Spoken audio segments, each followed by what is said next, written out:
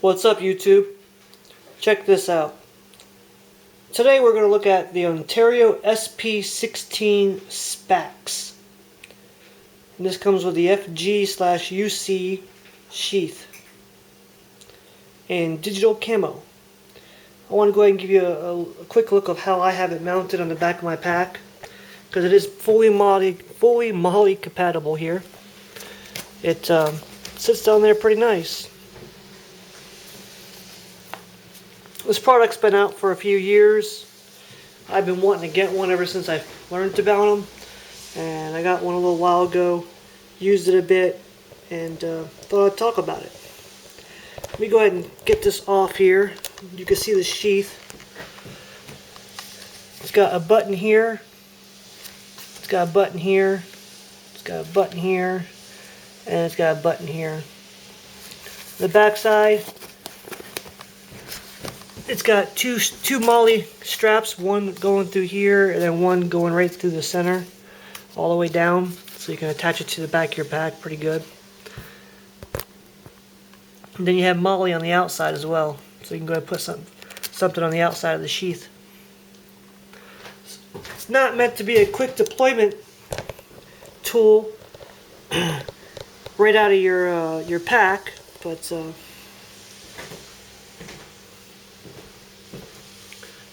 let's see if I can get this in frame. I don't want to have to. I really don't like editing in videos, so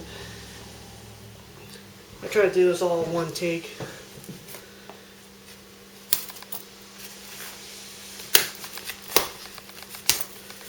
And it slides out real nice and easy. And there's your tool. Get rid of the pack now. You saw the sheath. Now let's go over the actual tool. This is a hybrid. You can use this as a knife, or you can use this as an axe. The military don't necessarily issue these to foot soldiers, but they do use these, and they have it classified as a small breaching tool to break through barriers. From what I can tell, I've read up on it a little bit, and I believe that they keep one of these on the presidential helicopter. But they do use them in the military. It's got kind of Ontario's generic handle on it, but it's a generic handle, and they have it on lots of different edge weapons because it's such a good handle. It fits nice in your hand.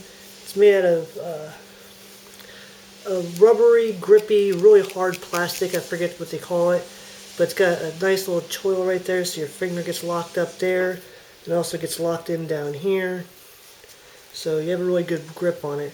Now, when this came to me, it actually had a shoelace on it for a lanyard. I went ahead and put some 550 paracord on there, just tied it off, and it works really well. The edge on this goes from about here up to there, so you have a good, I don't know how you can technically measure it, but it's about 4 inches in edge for an axe, and it can get pretty sharp too. And up here you have a pick that comes sharp. I sharpened. If you can't tell, I've resharpened this because I've used it a little bit, but I put a little bit more of a pickaxe edge on there. It comes with an edge on there already, but I sharpened it up a little tighter. And what's up with this big giant hole in the middle? Well, that's where the SP comes in line with our name, special purposes, because it could be used as an axe for breaching, well, a pick for breaching. Because if you drive this through a board like this, it will poke the hole, and then you can grab it and actually pull this up and drive through the wood with it. It works really well, and you can make a big ass gaping hole. So you got your axe portion, you got your pick portion, and this big ass gaping hole you use to turn off and on fire hydrants. Yes, it does work, and I I actually have to turn off and on fire hydrants. I'm not a firefighter, but it's part of. I have what they call a spanner wrench in my truck because I have to access fire hydrants to fill up my truck with water. Well, one of our trucks or a couple of our trucks with water. And so I've actually used this on a couple fire hydrants just to see if it would work. And yeah, it works out great, you know. It's a regular spanner wrench. You actually have an adjustment bar on there because not all fire hydrants are identical, but they are pretty similar. So the ones I've used it on, you can use this, no problem, to open up a fire hydrant, take off the cap, and also open up the valve on top. But you can't adjust it like a normal spanner wrench, just in case it might be an older fire hydrant. And then this little squared out notch right here, this is great. This is actually used to turn off and on gas lines, because gas lines are usually a square, not a square. I can't think of the freaking what type of shape it is, but if there's a slot screw that you use and you put it right in there, and you can turn off and on gas lines with it. I haven't tried that portion of it out, but I do know that it does work opening up fire hydrants. Let's take a look at it closer up. See if I can show you this edge. And as you can see, I've been whacking on it a little bit. It's made out of 1095 high carbon steel. Very tough, durable steel. It's a 1/4 inch thick. See right there, this is Ontario, U.S.A. And it's got a lanyard hole. We talked about that. It's a 1/4 inch thick steel, very tough and durable. Turn it around here.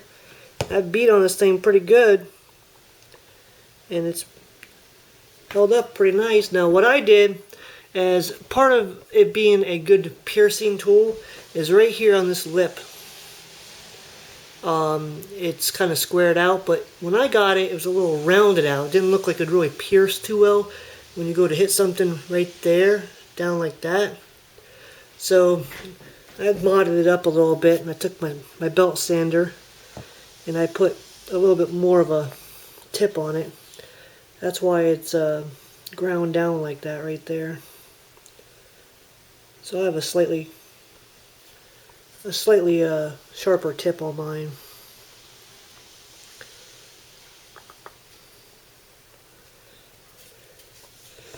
It's pretty balanced, and it works really good as an axe. Or I had an old door. It wasn't a fire door, so it wasn't solid, but I hammered away at it, and it went through there pretty quickly.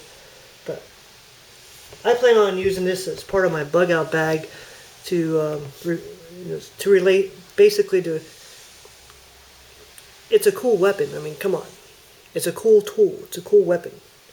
You have multiple uses that maybe you wouldn't want to do with a big knife. It's a little heavier on the front end, so it could be a really good chopper. So basically, I'm going to take away one of my big knives in my bag and just add this to the back of it and have one fixed blade, one axe, and 2 pocket folders, and that should be it. But just thought I'd go ahead and give you a look at it. It's about 26 ounces. The overall length of it, it's about 13 inches. You guys can see that. The width of it here, at the fattest point, is about 7 inches. Like I said earlier, it's a 1/4 thick steel, 1/4 inch thick of 1095 carbon. And it works really well. It doesn't hurt your hand. I was thinking about putting some tennis racket tape on the handle, just for it to be a little grippier than what it already is, because with an axe you're going to want a really grippy handle. It's pretty grippy as it already is, but I don't know, I might do it, I might not. Anyway guys, take care. Tell me what you think. Rate, comment, subscribe. Go out and get yourself one.